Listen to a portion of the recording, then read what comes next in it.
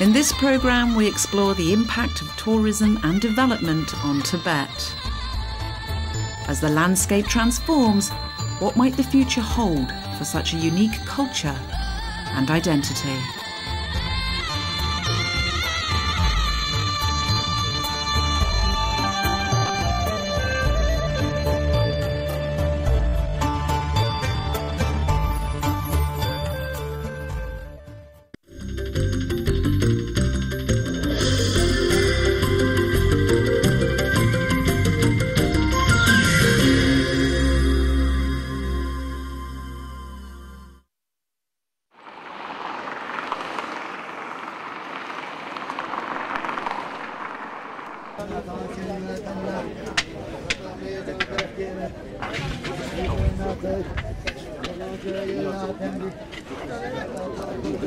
This is Bar Khor Street in the heart of Tibet's historic quarter.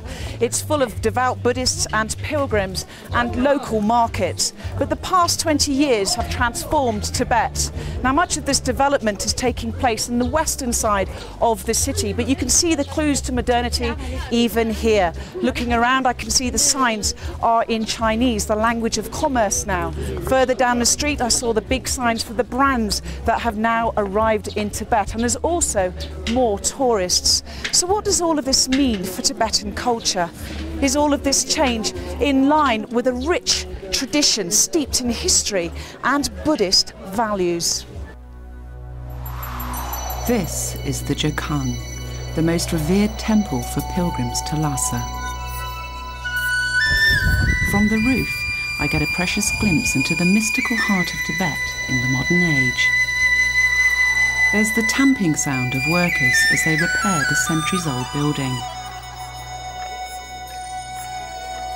Down below, Buddhist pilgrims follow the sacred path, or kora, around the square as tourists weave between them. There's lots changing. You know, a lot of things are becoming quite modern. Do you feel that's in balance with the local culture? Absolutely not. Okay. So I kind of had a fantasy of what Tibet may be like, and trying to read up as much as I can. And as soon as I got here, I was shocked to see a Deco's fast food place right outside the square. Have you noticed that a lot of Tibet is becoming quite modern? Yes, it is.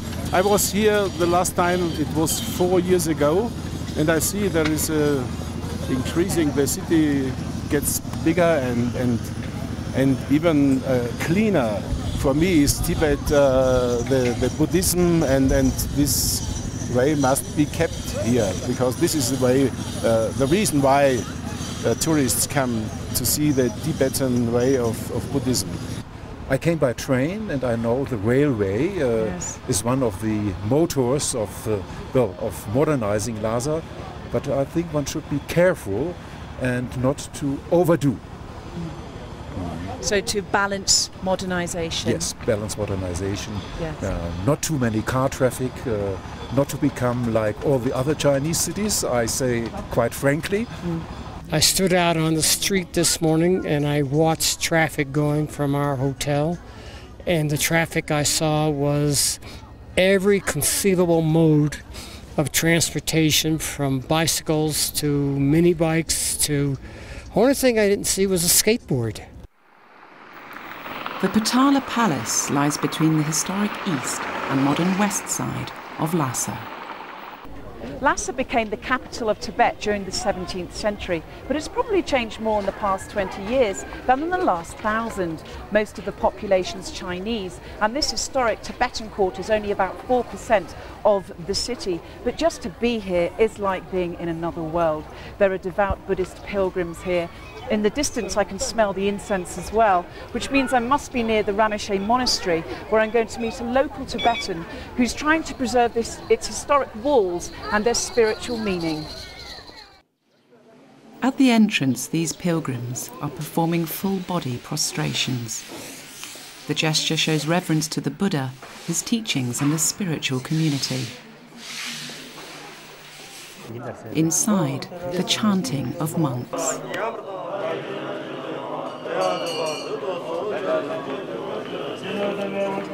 I'd now entered a special world, but felt conflicted, like a welcomed intruder. Beyond a veil, I found an artist and his team at work. Laba's project's breathing life into a sidewall of the main chapel. It shows the rich visual symbolism that makes Tibetan Buddhism distinct. The original walls of the monastery were built during the 7th century, but they've been through a turbulent history, having been destroyed and rebuilt a number of times. For Laba, this wall typifies the real Tibet.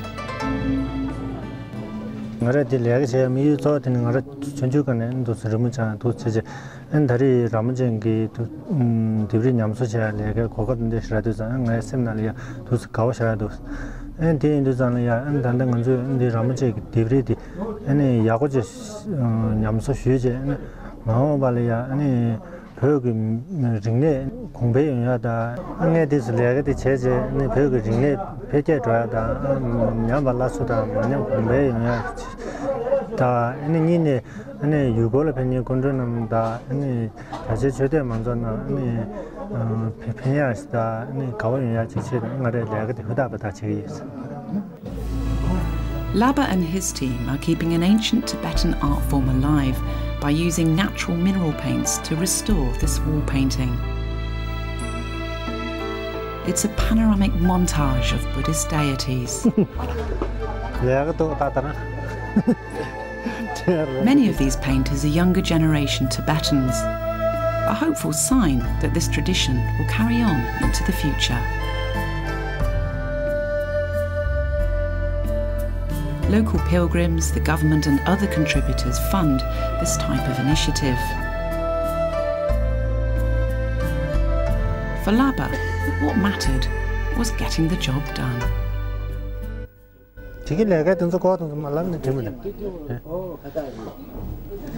Was this an initiative from the temple, or is it more of a government initiative?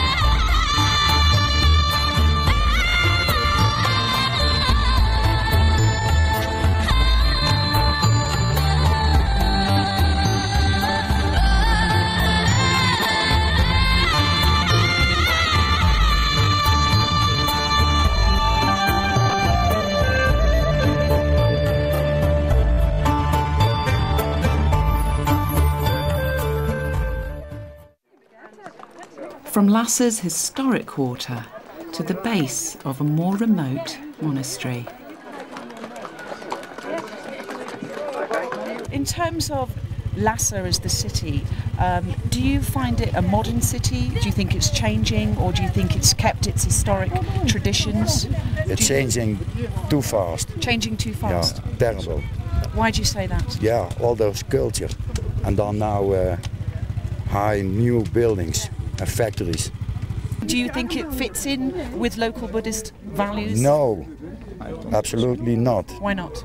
No, the difference too great. It's a very modern city. I was actually surprised about that. I was expecting a sort of a, I don't know, I guess we come with preconceptions of it's going to be this ancient city and it's just going to be, everything is going to be old, and certainly there is some of that, you know, there is the old part of the city and it is ancient, but there's a lot of modern things here, beautiful stores. I didn't want to see modern, I wanted to see the real thing. It seems authentic, it seems, you know, there's modern influences coming in, and to be honest, it seems more modern than what I imagined, but it's still got old touches. You know, I can still feel the oldness.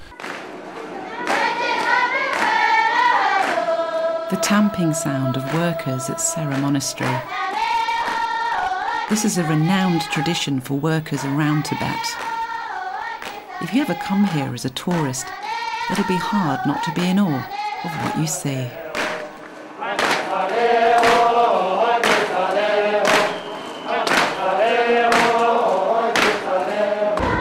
What a great way to make strong foundations. By thumping on what was loose rock, basically, they're making strong, level foundations. But this symbol and the chanting also shows that they're happy to be doing this. They are repairing the monastery.